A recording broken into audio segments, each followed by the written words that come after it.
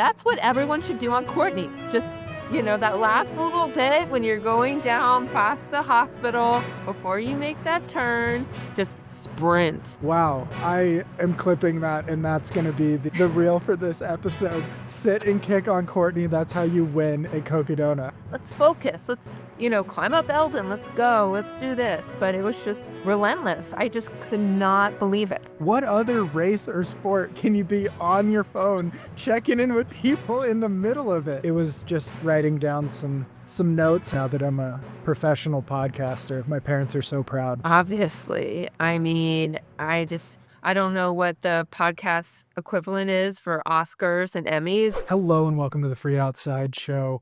Cocodona is coming up and I am busy packing. This is Thursday, May 1st. I'm recording an intro, and today we have Allison Mercer, who is an incredible runner herself, but we don't talk about that because we usually miss the point on this podcast.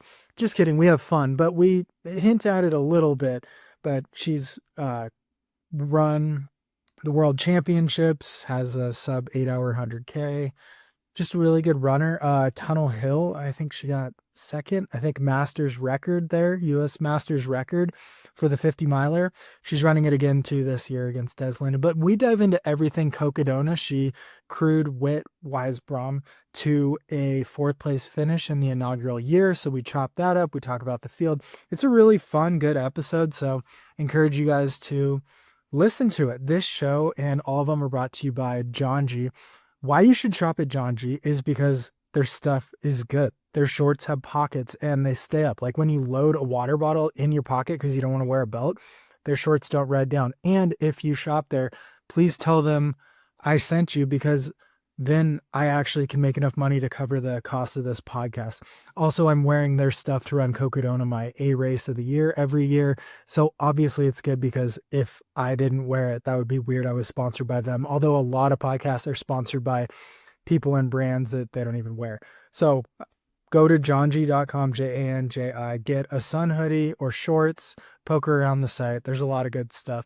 And the sun hoodies are just awesome. I think a number of the podium is going to be wearing John G sun hoodies, so you should check them out. And they're going to be wearing John G shorts. It's also sponsored by Garage Grown Gear, garagegrowngear.com, a marketplace for small businesses. So if you want a pack, you want a base layer, a mid layer, you want socks, you want meals, you can go there and find a small business and support them. And then the last sponsor is me. Yeah, Free Outside. I wrote a book.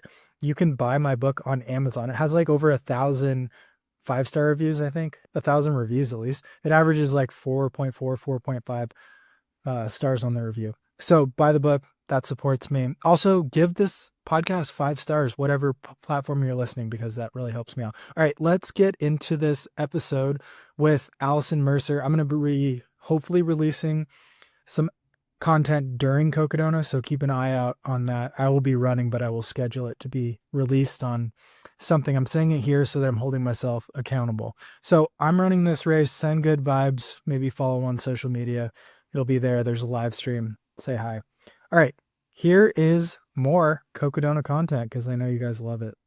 On today's episode of the Free Outside Show, we are joined by Allison Mercer, who doesn't need an introduction because she was a Jeffrey Award nominee this past year for Tara Dower East Coaster of the Year. She didn't win. It was close and contentious, but Tara Dower took that victory.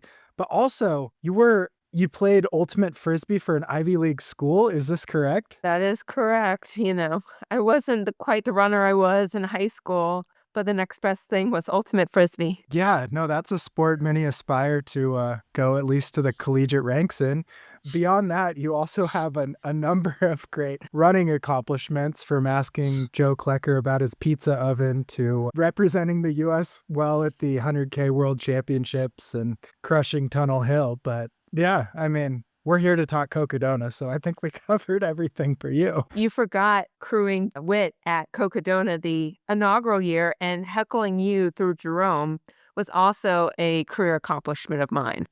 Well, it was one of the best turnarounds that we've seen, with Whit coming back from laying under a cactus at like mile 10 to finishing top 5, top 10, somewhere in there. Yeah, he was fourth, and I kind of joked within the last 20 miles that fifth was a lot closer just because he would stop and talk to anyone that was just hanging around, like Buffalo Park and everything. I was like, they're catching us just because I was like ready to be done. Yeah. Sorry, but Yeah. I mean, that first year was insane. And I think that's kind of what launched Cocodona even being this aspirational or exciting thing because everyone came out of it just talking about how insane it was to get through it. The carnage was intense and the stories. I think even Pete Mortimer wrote a piece for Trail Runner or something like that. But I think every big race that ascends to a certain level has to have years like that. Like UTMB has snow years and things like that. But yeah, I mean, what was it like from the crew and pace perspective the first year where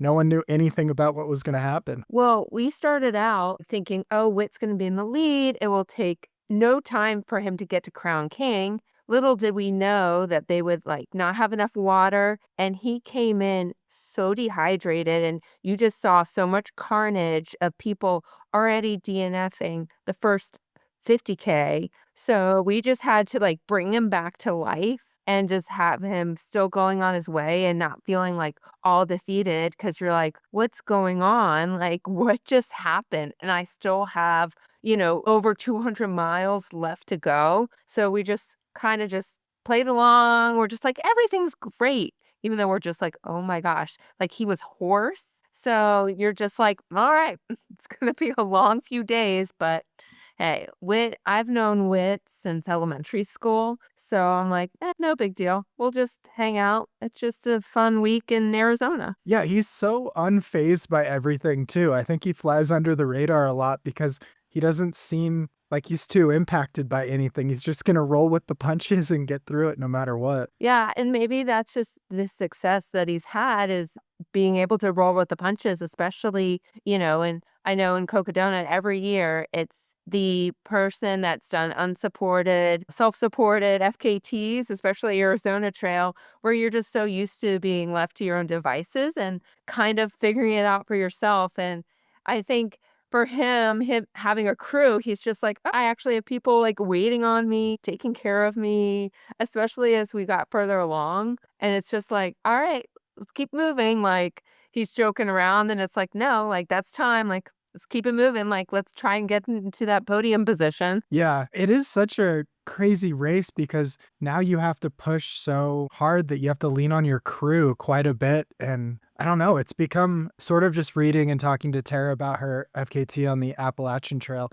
It has that kind of feel where the runner is the like person moving, but everyone else is just like, put food in, just keep them on the right track, keep going, sleep just a little, like just keep this person moving forward. It's almost got that feel at this point. Or don't get lost. Make sure that you're at the aid station at the right time, because when we were going up to Mingus, Whit and I were just like flying that Ben and his sister Hardin and Whit's sister Hardin, who are also crewing, nearly missed us at Mingus because we were going so fast, and they're just like, oh, we have time, like no big deal. I guess I was just like slave driver or whatever to him and being like, all right, let's go. We're Yeah. here.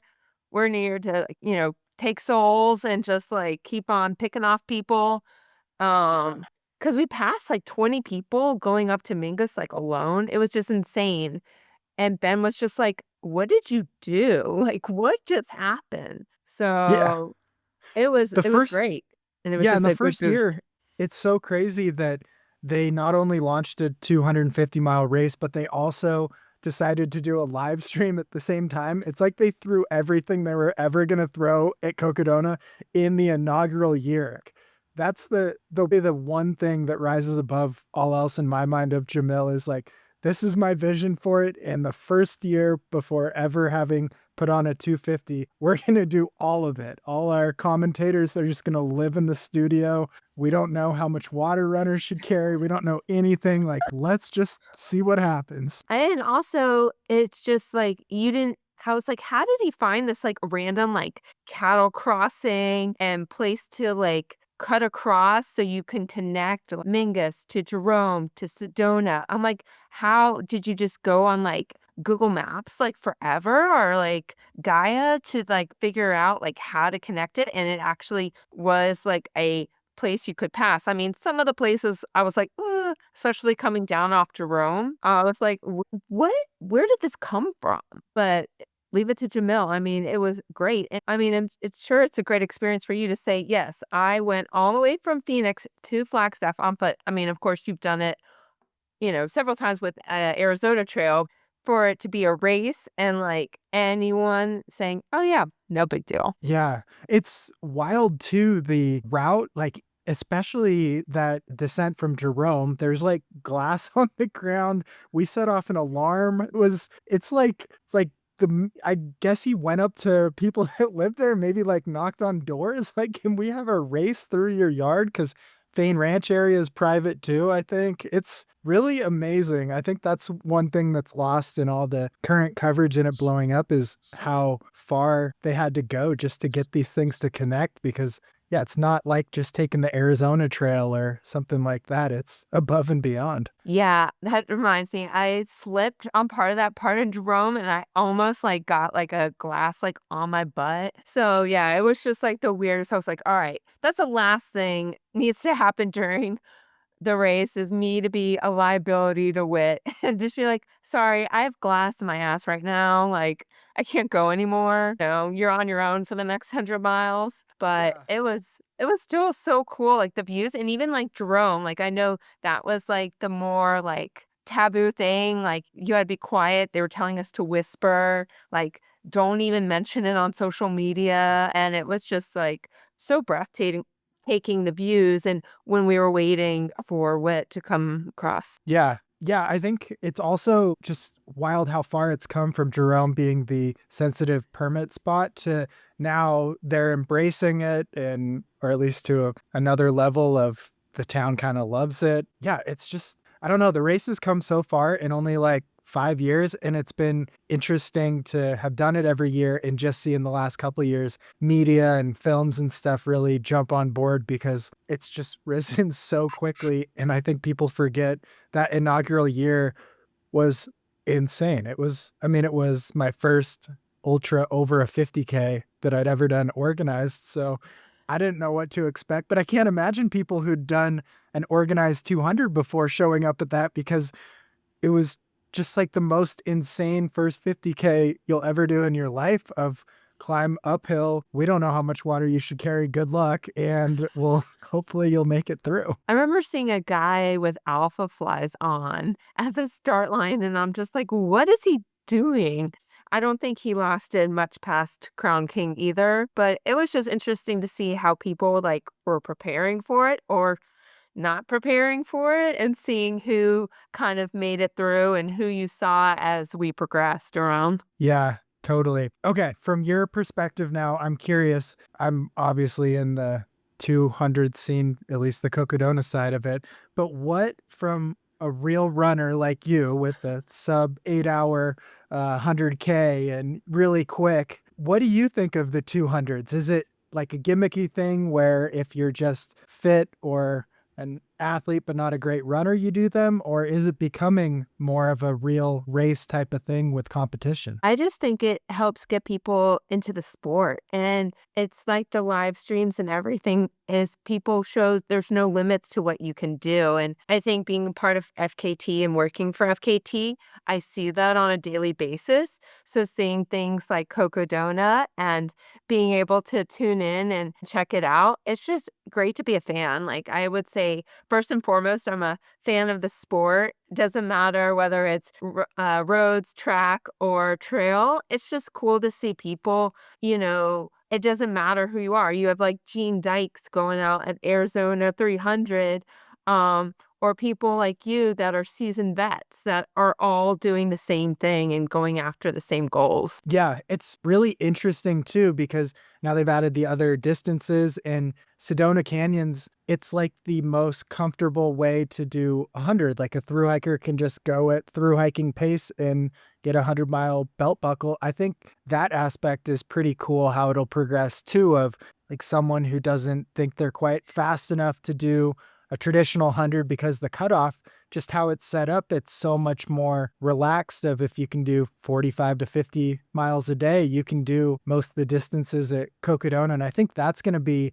the really cool thing. And hopefully enough runners can get in their quota and number of runners. So it's not over the top competitive, but there's just not as many races that have that ability for someone who doesn't quite have the background or the speed, or maybe running hurts their joints or something, but you can just with persistence get through the distance. And I think that's a really special thing that a lot of people in ultra running lose sight of, that the people at the front, the finish line arch, the free entries for elites, those are all subsidized by everyone who's pushing it to accomplish their own personal goals. And I think that Airvipe has done a pretty good job at including them and getting them into the events and having something that's accessible to the biggest amount of people possible. And they're highlighting the best parts and some of the highlights of the course by doing the Sedona Canyons, Mingus, and all the different parts so that you get a taste of what to expect if you decide to do all of Cocodona. And I think another thing that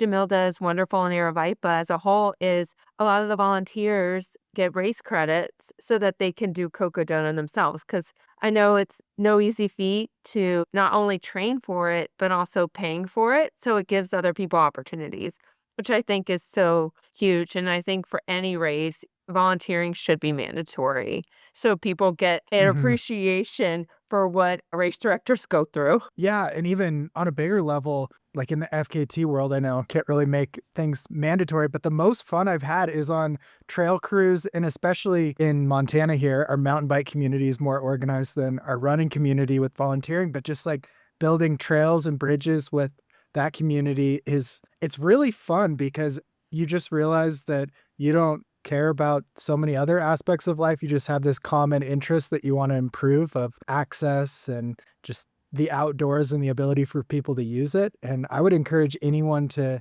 volunteer at either an ultra or go do some trail work, because it really is cool once you realize how much work goes into every mile of trail, because it's a lot.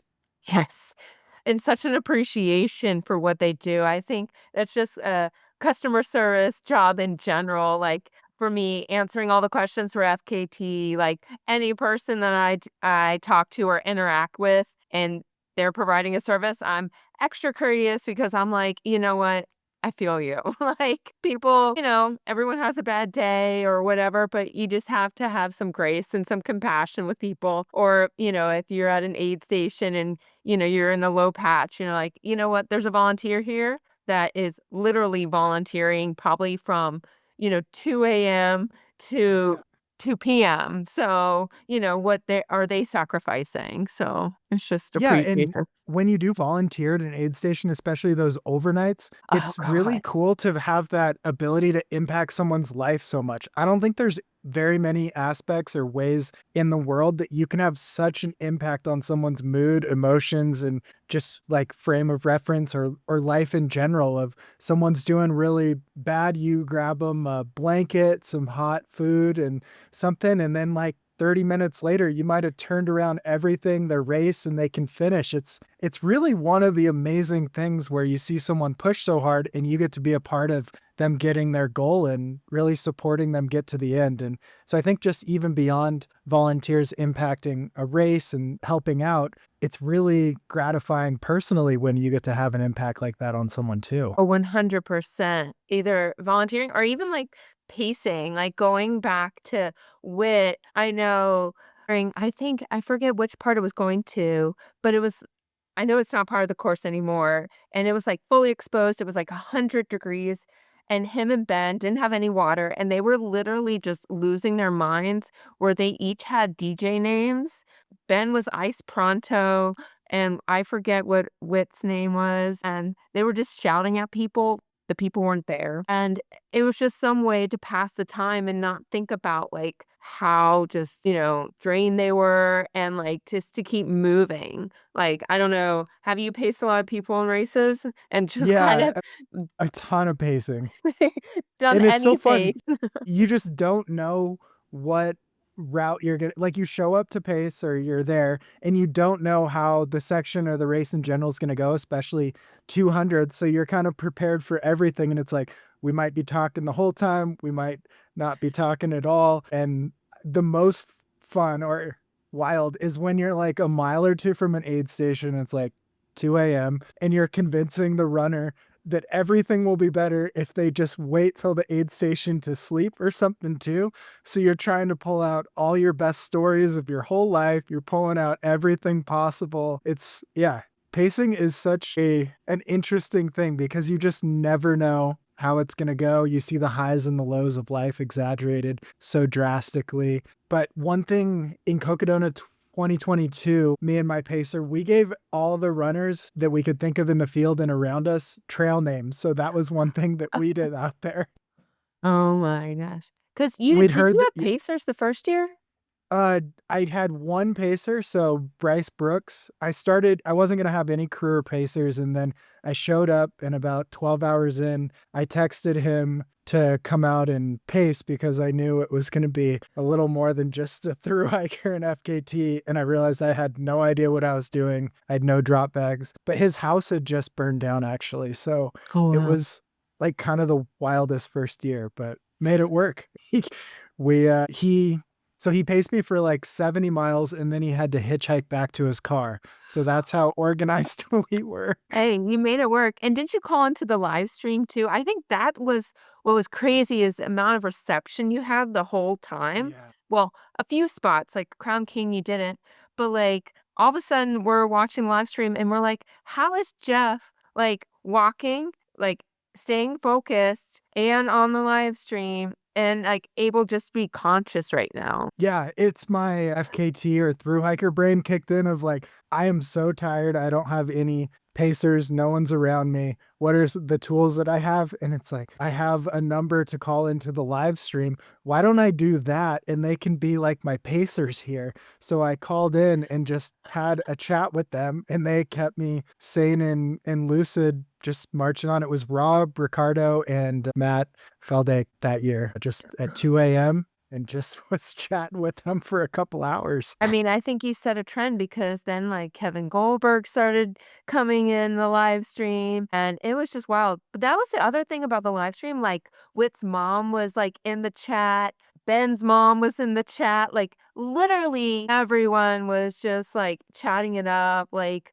just having a good time, and it just I don't even know how it just went viral, and everyone was talking about it, and then all of a sudden, you're seeing, like, Arlen in it, even it was funny, Graham Blanks was even at the finish of Cocodona because he had heard about it. I'm almost like, "What is a" at that time, he was college, at Harvard, and Mhm. he's just like, "Oh, I heard about this race," and went to the finish line. It's just, like, so crazy how that just all of a sudden piqued some college kid, an Olympian's interest to see these, like, dirty people that have literally not slept for days running across Arizona. Yeah, and it's such a weird thing because I've talked to this about this to a number of people, and it's not the visual or the filming, and oftentimes it's grainy and reception's rough and audio can lag. It's the chat. It's like you get plugged into your community or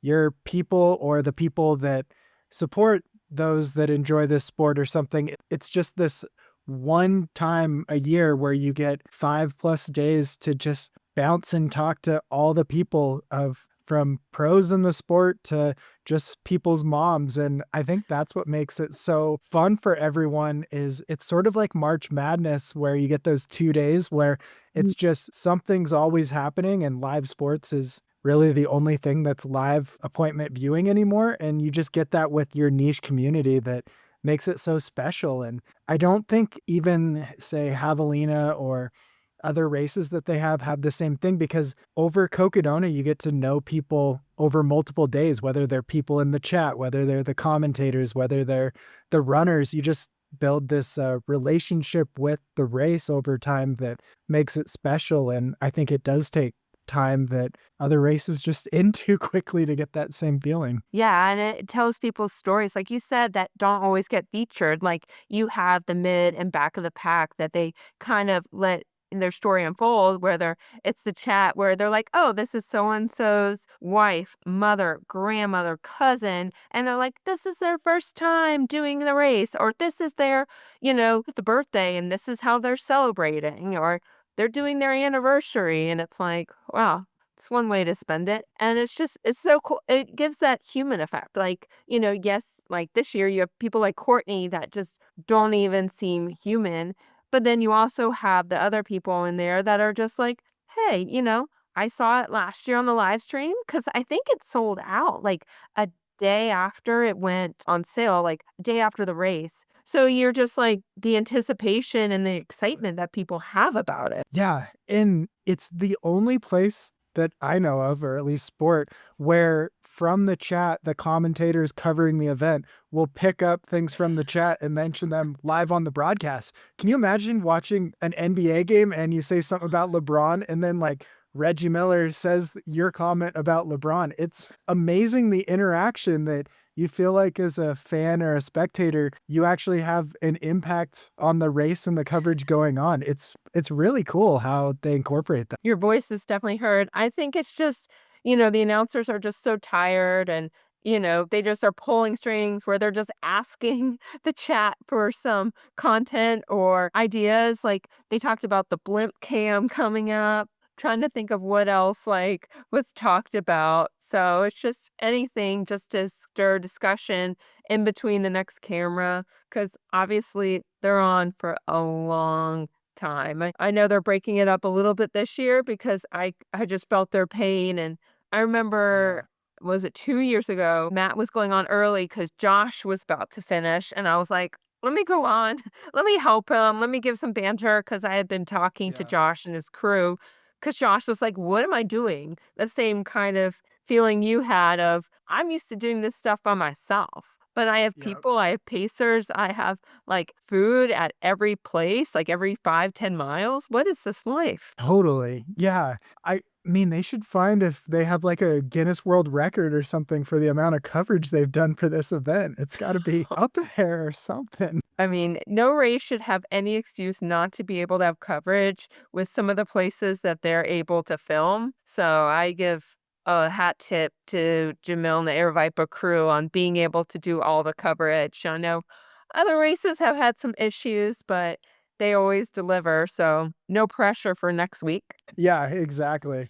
So let's get into this year's race. Number one, it's going to be cold. I don't know if you've looked at the weather, but the high for the entire course might be 70 degrees. It might be snowy or at least rainy. It's going to be a very different Cocodona than I've ever seen. I'll say compared to the first year, my gosh, like you've seen it all. I feel like you could just do your own book of just like all the different cocodonas and just between the courses and the weather. But Yeah. do you think that gives you an advantage or a disadvantage, especially as you get higher up on the plateau and Flagstaff and even Eldon? I think it gives me an advantage. I don't know, but I just do better in the cold in general, not even living in Montana, but I always prefer the night and the colder weather. But I think it is going to impact and make everyone slower, including myself. But it's just like, how much will it impact you? Because it's just harder to move in the cold. You're going to have to decide if you're going to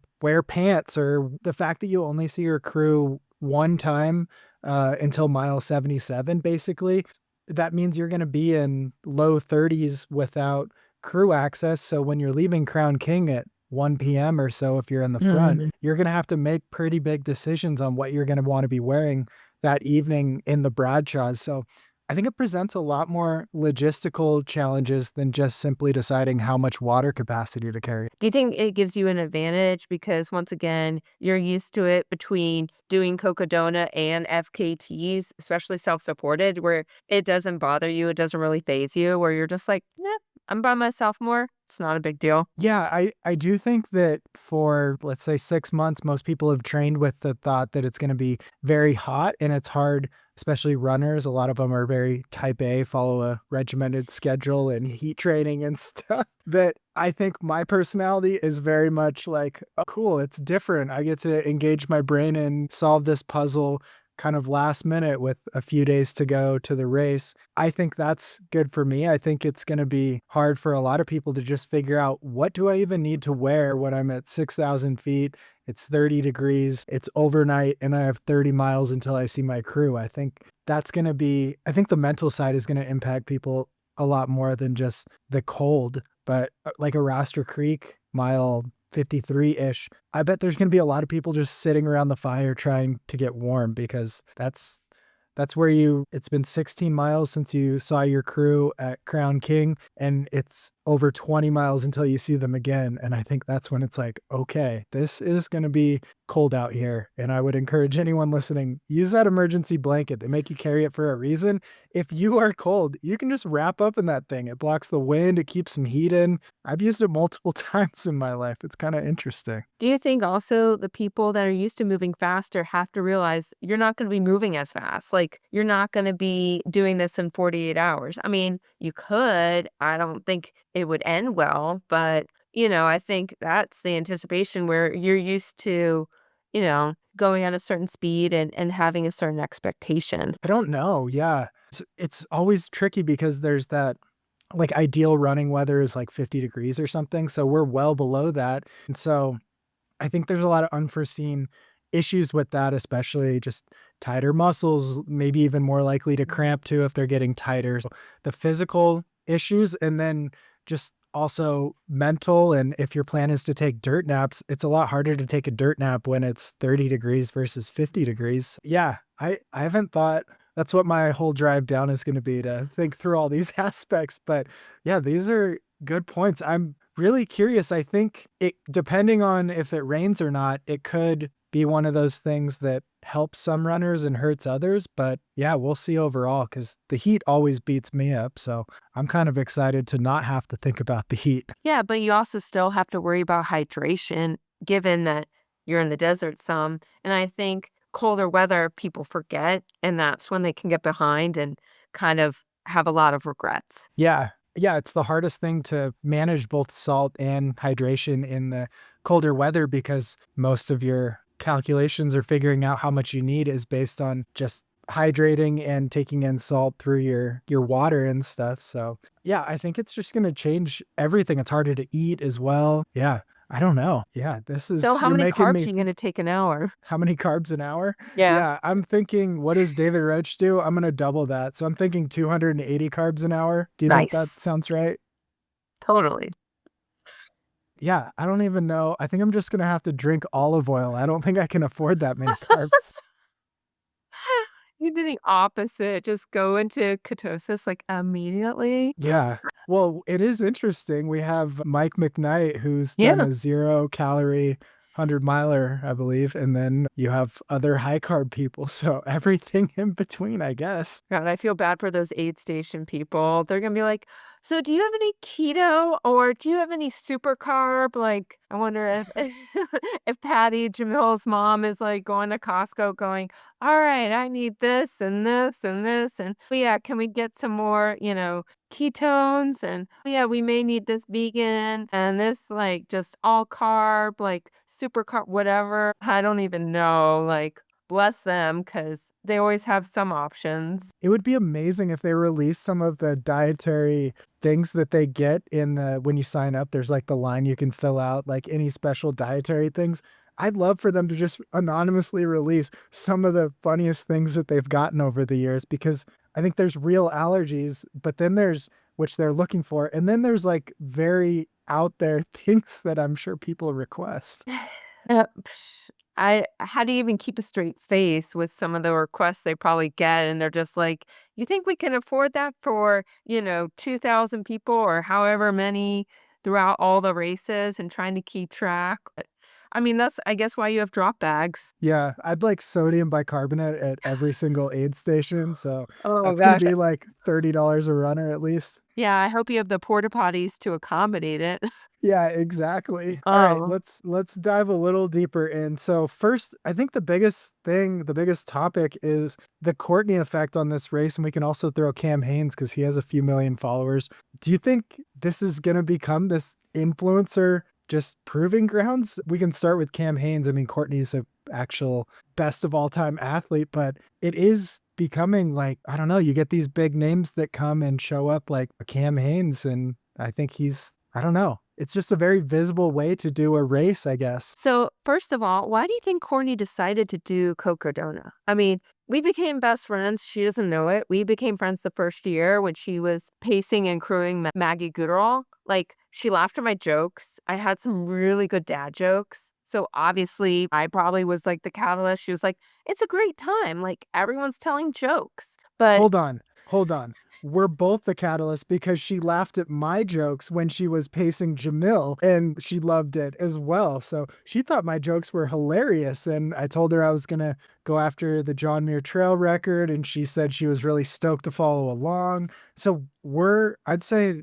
yeah, like the three amigos would be probably what we are. obviously, I mean, I can't believe she didn't ask us to crew and pace her because she knew she Yeah. would have a good time. Maybe she would have too good a time, and then she knows you're going on to dominate the race, so it was probably for the best. Yeah. Well, I did tell her when she reached out and asked, I said, only if we can hold hands crossing the finish line for a tie for first. And she said no? She said no. She said she wanted me to get the victory. Oh, that's so nice of her. I know she's really the best. But yeah, Yeah. I'm surprised more people aren't talking, and maybe we're biased that, like, this is still such a niche thing that why is it not on Runner's World? Why is it not on the cover of SI? Why is it not on the front page of Let's Run that Courtney Dauwalter is doing Cocodona and going to smash the record? Yeah. Why does David Roche get more comments on Let's Run than Courtney Dauwalter doing Cocodona? I mean, Maybe I come need to on. start a thread. Wow. Yeah. An anonymous thread. Yes. And then just say live stream right here. Yeah. Do you think it's legitimized the race just by her signing up for it? I think it's already, I mean, you just look at the history and look who's done it and just the accomplishments of all the people involved. I mean, I think last year and just seeing all the front runners, you had, Jeff Browning, Arlen, Joe, like obviously Harry got it, but like you're having, I mean, it's not like it's a Western States or UTMB, but it's up there and people where you didn't know who was going to win. And like you were kind of paying attention, it didn't matter what part of the race where you're like, "Hey, it could happen. What's gonna who's gonna take the lead next?" Like, the plot twist, like, Joe and the Grenadelles, like, or why is Joe taking such a commanding lead? Like, there were so many storylines and interest, and it could have been anyone's race. Yeah, I think the next step is probably after this year is sort of what Hard Rock kind of has started to become too with so much European interest. So we have Ryan Sands and then Jack Scott, who both are great runners, but there hasn't been that same European interest like there is at Tour de France or something. So I Mhm. do think there's a next level of popularity, but with Courtney's reach after this year, that's when we'll probably start seeing that interest because it's also about 2 weeks after the race is when registration opens. So there's that time for people, the exposure, people to hear about it, everyone to write their all encompassing race recap story because, they finish and they're like, more to come later. And then Oh, it's yeah. like, okay. All the content, all the, videos and camera crews. Like that was the thing when Jeff was going up Eldon and you saw Derek up in the front and you're just like, all right, when are we going to see this video? When are we going to see what really happened and what went down between like Eldon and then Buffalo Park? And do we have video of the exchange? Because it wasn't on the live stream. Like there were so many things and so much intrigue where you're like, all right, let's see the behind the scenes, what really went down. And, you already had this captive audience with the live stream. Like people want more. People want to see what is really going on. And you're invested in these people. You've been watching them all week. Like you're just like, what really happened? Like, did Harry like punch Jeff in the face and said, see you later, sucker? Like, who I knows? think he did, right? I Wait. mean, sounds right. Yeah, something like that. Yeah, I think the Courtney, it'll be interesting to see the live stream numbers too, because she just brings a massive audience and really inspires a bunch of people too. So it'll be cool to see how Yeah. that You also goes. had it with Sally McRae doing it and a bunch of others. So, everyone in the live stream would go crazy and ask like, how's Sally doing? And it was cool to see that, she may not have had the best race, but, she still had so much interest and also rallied. And Ashley Paulson, like, you have a lot of names that you wouldn't necessarily see in a 200 that it's kind of cool to see them do it. And like you said with Jack Scott, like his spine race, you'll see, all right, how does a spine race translate? Like, can he deal with the altitude and the heat? Well, I guess he won't have to deal with the heat, and it's probably plays to his advantage to not have the heat because, I know with Barkley and Jasmine Paris, she said, the heat was what got to her. She doesn't mind the rain and the shitty conditions. She's used to that. But it was the heat that really got to her, but obviously she ended up victorious, and I would love to see her do Cocodona. Like, can you imagine if Jasmine decided to do that? That would be amazing. I didn't even think about that, but that's such a cool story. Yeah, Mhm. it'd be quite a addition to the resume that's already top notch. But that's the other thing that makes the live stream so intriguing is every single one showing up from like a Josh Perry to a Jack Scott to a Ryan Sands to even a Courtney, but all of those people come from maybe you'd think a different niche where they're bringing something from the FKT world or Western States or South Africa or the UK or just there's all those stories. And then they're in one place where you can talk about what other race are you talking about? Like a Western States winner and a Pacific Crest Trail FKT. Like that's insane. And that's so cool that that even exists as a grounds where you just have all these individual stories. And I was poking around on Ultra Sign Up the other day on some of the people and you click through and people have done such a diverse amount of things to get here. Yeah, and on the flip side is I'm interested to see what Dan Green does for Cocodona. He has such speed. We saw it at Javelina. I remember seeing him at Strolling Gym, and he literally floated up and down the hills and had it like a top 10 finish. But it was interesting. I'm like, why wouldn't he do canyons and try and get that golden ticket? Like, finally, why would he do Cocodona? Yeah. Yeah. I mean, Black Canyon, Canyons, Tarawera, he could have gone after the golden ticket chase, especially being so close and seeing how Mhm. Jeff McGavro did well at Canyons. If he was right there, he would have been in contention for a golden ticket. But, it's like miss out on one golden ticket right to Cocodona, which leads to my question, is Cocodona the new Appalachian Trail FKT?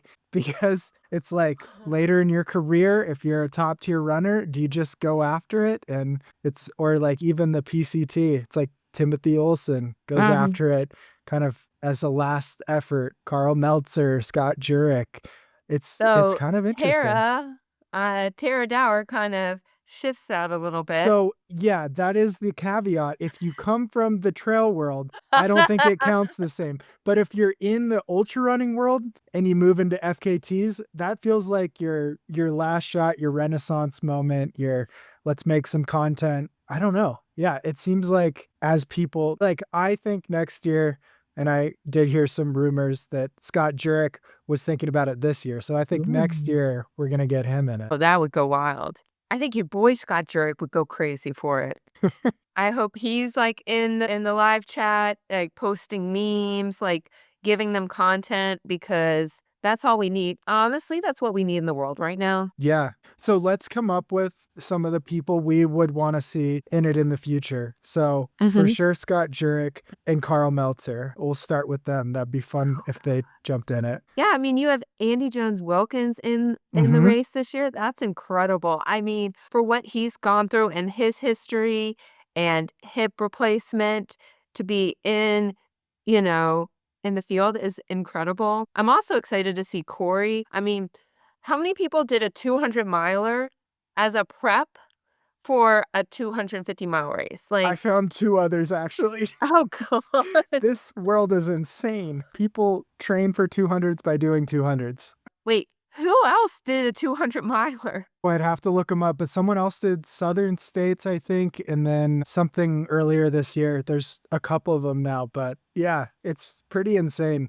And yeah, Corey it'll be fun because he was under that cactus with Wit that inaugural year, and so Oh, he's yeah. got some redemption coming. Yeah, so do you size up, like, the competition? Do you get pretty competitive and see, like, who you're up against? Like, so you know, like, "Alright, I have this person, this person, this person. They'll probably go out too hard." Or are you just like, "You know what? I'm gonna do my thing," and Yeah. clearly it's worked, but So I've decided, lately I've really crossed into the media world. So I was actually just looking it up for some media talk, some preview. But as far oh, as the yeah. racing, I don't think about it at all. I do my own visualization and think about how I'm going to run the course.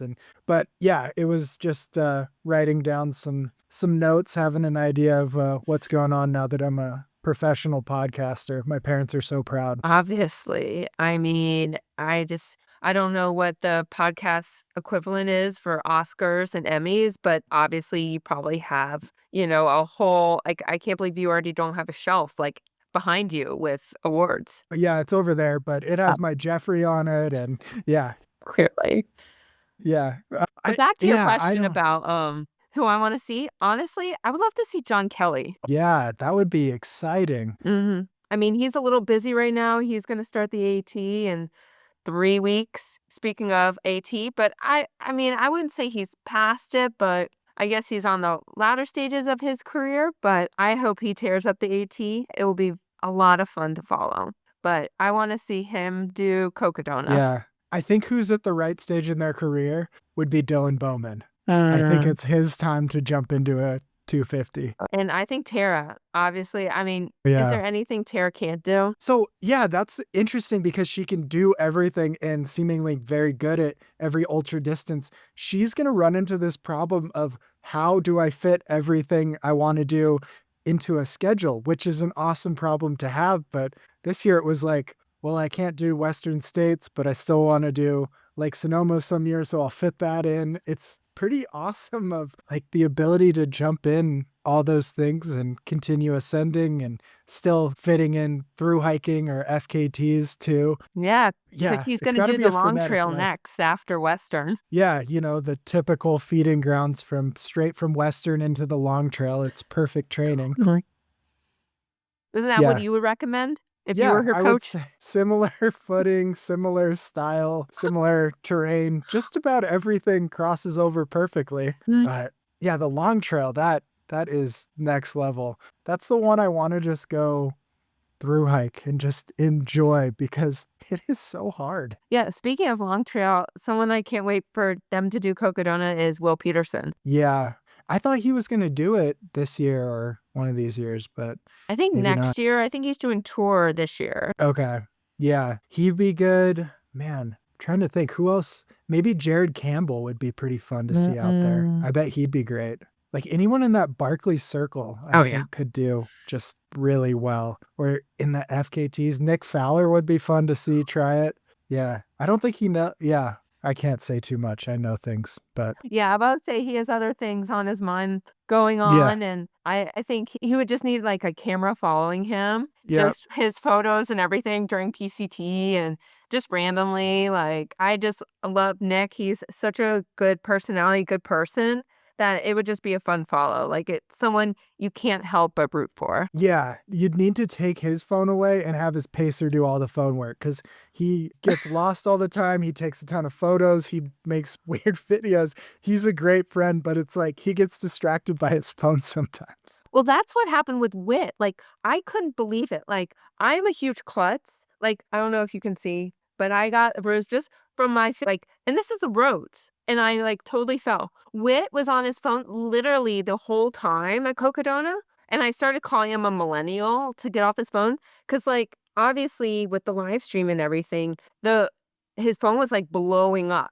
They're getting tagged and everything. So people are like messaging him. So he's responding or he's looking where he is on the thing. And I'm just like, get off your phone for 2 seconds. Like, let's keep moving. Or did you eat? But no, like, always on his phone. And I guess it goes back to the blessing and the curse of having reception all the time because he was on it literally nonstop. And I was just like, all right, do I have to take it away? Like, let's focus. Let's, climb up Eldon. Let's go. Let's do this. But it was just relentless. I just could not believe it. What other race or sport can you be on your phone checking in with people in the middle of it? Like in the middle of free throws, LeBron's pulling out his phone to send a Mm. text real quick or check into the broadcast. I mean, baseball's so slow and, like, the Yeah. ball, like, it's in play, like, 5 minutes after for, like, a 3-hour game. So it's, like, maybe, like, someone out in the outfield's like, "I'll do a selfie." But, like, yeah, it was just wild, and the fact that you know where you are during a race, like,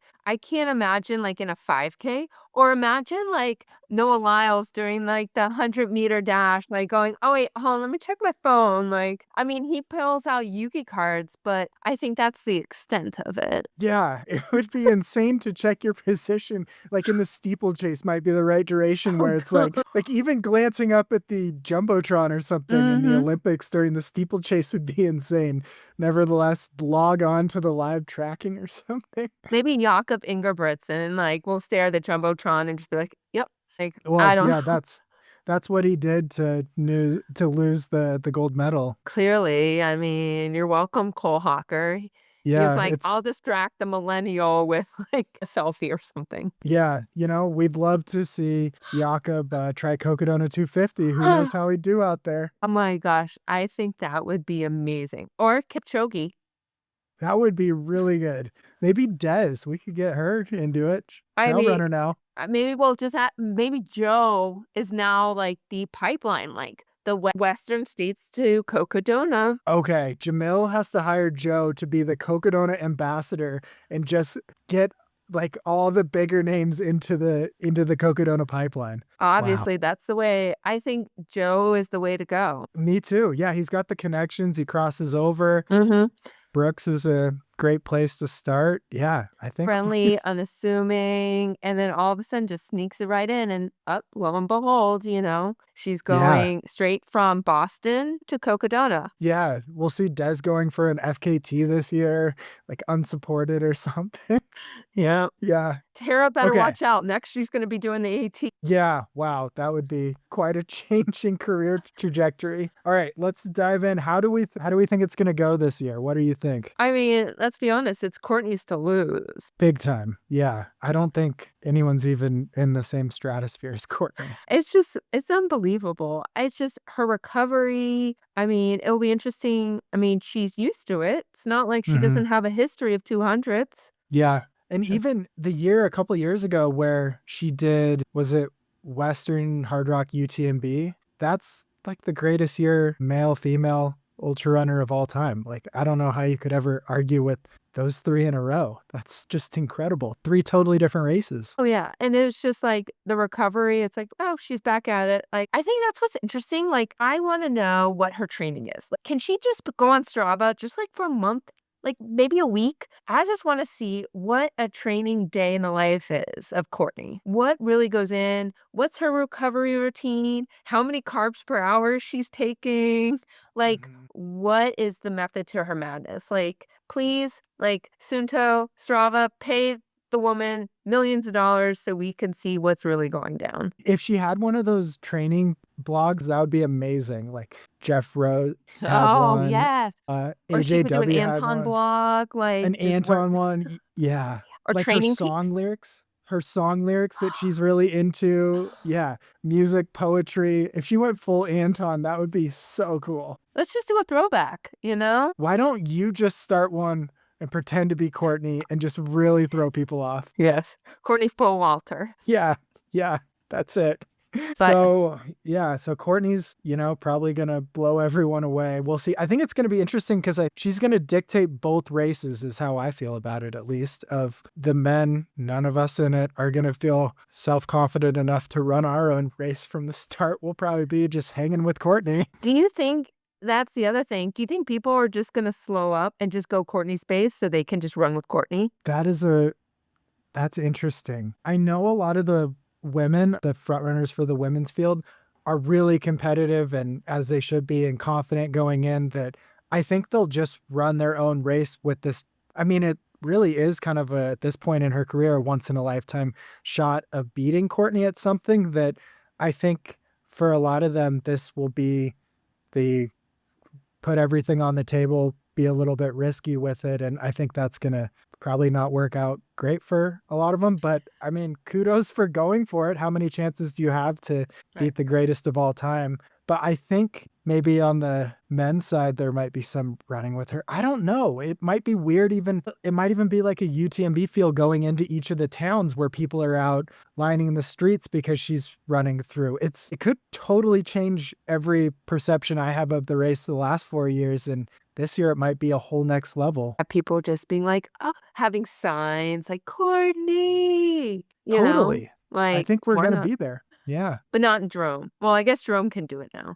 But Yeah. I just wonder like what I would do. I guess you just have to just not be too intimidated because anything can happen in a 250-mile race. Like, you Hmm. know, so it's kind All of right. like, and you have such veterans like in the women's race, like Sarah, Mika, like, you know, Lindsay Dwight, like there's so many women that can challenge her and that shouldn't be intimidated because at the end of the day, she's just like everyone else, right? Yeah. Well, when you ran against Courtney Olson, when you do run against her, how do you treat it? What's your mindset going in? It's funny because Courtney is a good friend, so I just think about it running with my friend and just I think you just stay within yourself and you just wait for carnage to happen and not get too ahead of yourself because I always go out too fast and I always blow up and it's pretty bad or I just fall. But I think it's just staying within yourself and not letting other people because you can't control their race. You can't control how they train. You can control how you do and what you put into it and just not get ahead of yourself, but also say, I can be uncomfortable. Like at Tunnel Hill, I ran with the other woman for 25 miles, like over half the race.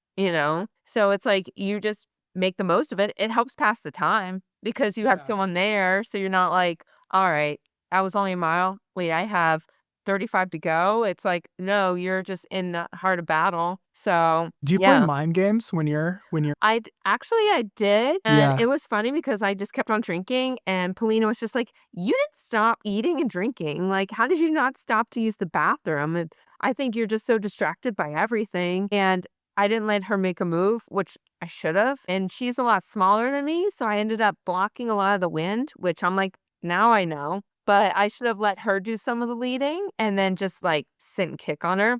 Like, have I not learned anything from track and field? It's just you sit and kick in a 50-mile race. Yeah. Naturally, everyone knows that. Everyone sits back and sits and kicks. That's what everyone should do on Courtney. Just, that last little bit when you're going down past the hospital before you make that turn, just sprint. Wow, I am clipping that, and that's gonna be the reel for this episode. Sit and kick on Courtney, that's how you win a Cocodona. I love it. Sit right on her heels the entire time. Use all the energy around her for yourself. Gaslight yourself that everyone's out there for you. And then right at the end, she least expects it. That's when you blow by. You use that downhill to your advantage. Yeah. Pretend you're Cole Hawker. Just sit, kick, and just run like the wind.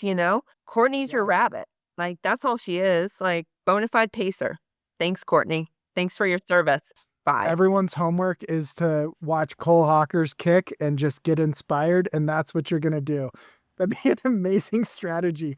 Like a pack of two, just sit and kick until the very end of a 250. 2 days Man, later. I should be a coach with this kind of You like pearls of wisdom. yeah, like your coach, your plan, your race plan is just sit on her heels and then kick at the end. Mhm. Yeah. When she Don't be sleeps, you sleep. Mhm. That's it. Be one It's with simple. Courtney. Yeah. All you gotta do is beat her by 1 second. That's it. It's still a win. Yeah. No one cares about the time. Placement. Exactly. Yeah. First is first.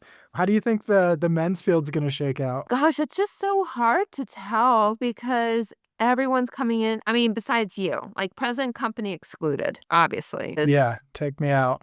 But honestly, I will backtrack first. I give you so much credit because you have come so far. Like you already get like most improved. Your javelina a few years back, like you went out guns blazing and like, you know what? You went for it. And I give you so much credit for that. and how much you race and how much fun you have, like, it takes a lot of gumption to just try and go for it. Of course, my internet pops out, but I'll Yeah. backtrack. Okay. You said I already get most improved. Yes. First and foremost, obviously, you're my winner. You're my top dog. But I do appreciate how far you've come from the first Cocodona when Whit was the only one to greet you at the finish line at what, 3, 4 in the morning, Yep. to like sticking it up with the competitors at Javelina. Like, you're a gamer. It doesn't matter if you're doing the 5K pushing a watermelon in your Crocs. Like, you're a gamer. Like, you go for it. And I appreciate that. Like, not only in your FKTs, you do have this, oh, funny persona, but, you know, when it's game time, like, you go for it. So I appreciate that. Nice. Okay. Wow. I'm going to play that right before the race to myself, and that is going to motivate me. As Yeah. it I'm a should. gamer. We're going to go for it. Yeah. Like, why not? Why not Totally. you? Exactly. I think that's the biggest thing everyone should think about in these ultras, and whether it's your goal of why not you even just finishing it or why not you winning it. I think that's the cool thing, and kind of what we hit on earlier of it's the cool chance to just finish something epic that no one at Thanksgiving is going to even believe you could do. But it makes for a good story because literally everyone's going to say, "You ran 250 miles? I don't even like to drive that far." Exactly. That's the quote. All right, who else is going to do good for the men? Because my hot take is I'm just really interested in Dan Green. He's my most Man. interesting runner, and I think he could blow up, but we'll see. I just am so interested at someone that's so good at running, but now they're doing something totally different than they've ever done before. Oh, for sure. And just the sleep deprivation and the time on your Mhm. feet. So it will be very interesting to see what he does and just to not take it out too hard. Mhm. Yeah. That would be my biggest advice for him is just to, take the naps, not get intimidated, just do your thing, but you don't win the race. It's not 100-miler. You don't win a bonus if you're the first to cross 100 miles. So Mhm. there's no equalizer. It's not like the Fifth Avenue Mile where, you cross halfway, you get a bonus, but, you still have to finish it. And I also give him a lot of credit. Like you said, like we said, like he could have done canyons. He could have just been the rinse and repeat, keep showing up to golden tickets, but, decided to go a little outside his comfort zone and do Cocodona. I'm very curious how Michael McKnight is. Like, I feel like every other day on his Instagram, he's got like a hurt back or a knee, like something's going on. And his high rocks, the guy is jacked, like beyond belief.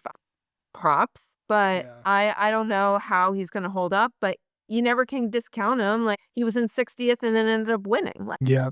the power of raw milk. Yeah, it's undeniable. He should be doing infomercials for raw milk. Got Milk should hire him for sure. Oh, for sure. I mean, Max is another one that, will be interesting after winning Moab. It's just hard because every course is different and where they are. Harry, you know, after doing so much last year, you just wonder, like, what does doing 200-milers do to someone? And he's also doing Western States. So you're like, is That's he going to my be a note little too. conservative? That's what I'm thinking of. Western states might be the once in your prime that you get a chance to do that. Will that be in the back of your mind? And I Okay. think even if that is and he is conservative, he's still pretty much a lock to finish and be up there. But I think that extra edge might not be there if you're considering Western states is like 7 weeks away or 6 weeks away from the start. So we'll Yeah. see. Yeah, if I was him, I'd probably be a little conservative for Western. So I don't know. And the whole reason why Joe's not doing it, like, that was the one letdown of him, getting the golden ticket at Black Canyon is it's like, "Oh, I guess no Cocodona," which I know he was really excited about and I think had some redemption from last year. Yeah, Western states stole Jamil and Joe from us. They were both gonna do Cocodona. It's Rude. really too bad. Yeah, I know. Western, come on. It's not like Yeah, it's hard Cocodona's like, gonna it's hard to get in. It's like, yeah. So I think the men's field is totally wide open. And then the last topic is what do you think, or just talking about the future? So it sold out in like a couple days or within a week or so of the start last year. Now there's still no lottery. They're opening it up on the 20th, I think, for anyone out there, 20th at 9 a.m. Pacific Standard Time. But I think it's going to have to be a lottery because they're going up against quota systems with the endangered owls and stuff. I don't know. How do you think they're going to manage all the demand for a race that seemingly blew up in 5 years? Well, first of all, what are your thoughts of going down Eldon and the changes at the end? So, yeah, there's a lot of changes. The Hangover Trail coming out of Sedona it's beautiful, it's awesome, but it's pretty brutal, especially if it's at night, because there's not going to be much way they can flag a lot of that because it's on slick rock too. So there's just Uh-huh. following the white dots on the ground. So that's adds technicality. And then you can't have a pacer for 16 miles, basically going into Munns Park. And then there's another section where you can't have a pacer headed into Walnut Canyon from Tut Hill to Walnut Canyon. And then coming down Eldon is now the most technical way to get down, pretty much. That there's a trail. So the course is slower, I think, undoubtedly. And if it gets any rain, it's going to be even slower. My thoughts are actually that it's going to be, you take out maybe that 10 miles by Sedona and that 3-mile descent off Eldon.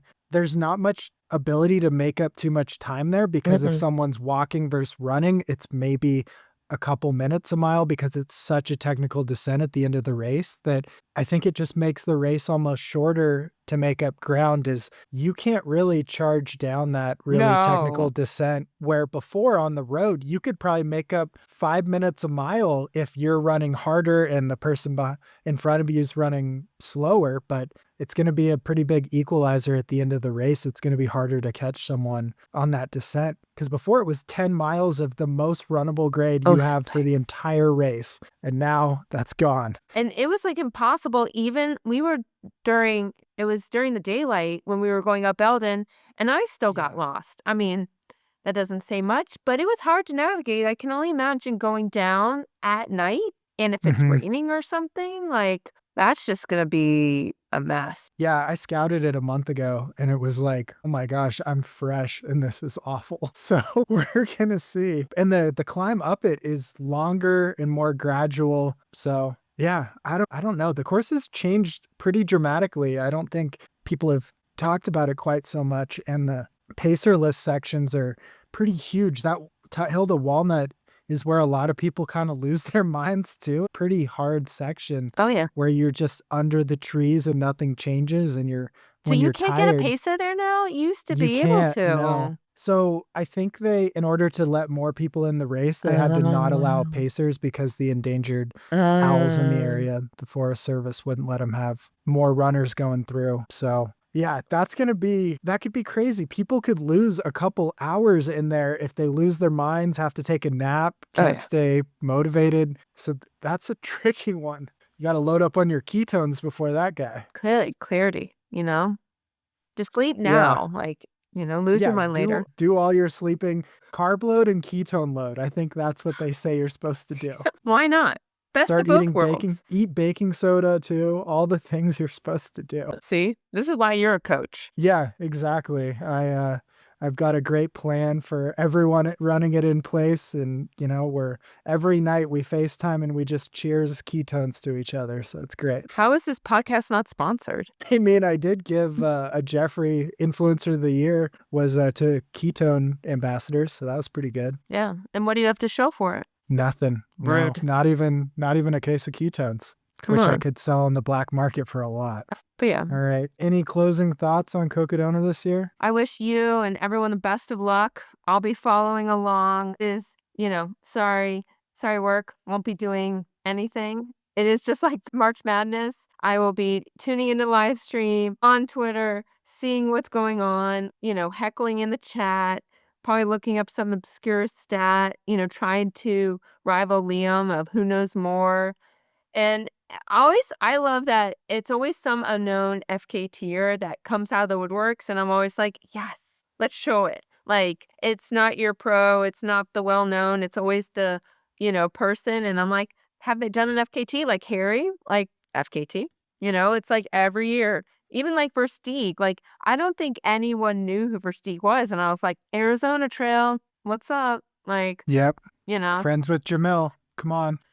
Like, literally, like, went to his house to nap during the race. Like, I will say, did he have a little home field advantage, you think, that first year? Big time. Definitely. What about you? What is your, like, parting, like, speech and, what is your big goal, for the race? My parting speech is that this world makes very little money compared to all the other sports on TV. So you have to go into it having a good time. And whether that's being in the chat or watching the live stream, it's not the NBA finals, it's not the Super Bowl or anything, but it's the coolest chance to get to know people in the live chat, watching them on the live stream. And whether you're running, getting to know other runners, it's this kind of march, whether you're running or hiking a lot of it or whatever, where you're all just trying to get from Phoenix to Flagstaff and, get a place or do well, but that's dependent on the field. I think the why I keep going back is it's just so much fun. So putting yourself in the mindset that this is going to be fun, and it's type 2 fun, type 3 fun, type 4 fun, all the types of fun. But that's the biggest thing. I mean, you can't control a bunch of things. I've had all sorts of stuff go wrong. Every single year, something major's gone wrong out there. But I finished and had a great time and had enough fun to come back for another year. So my aspirations are always to win it. And that is done best by enjoying it and having fun, just like every FKT. They always go better when you actually are excited to be out there and doing it, not doing it because you're running from something like all your family thinks you are. All right. Thanks for listening. 5-star reviews, ratings, all that stuff. Thanks, guys. I have so much to do. Stay elite, my friends.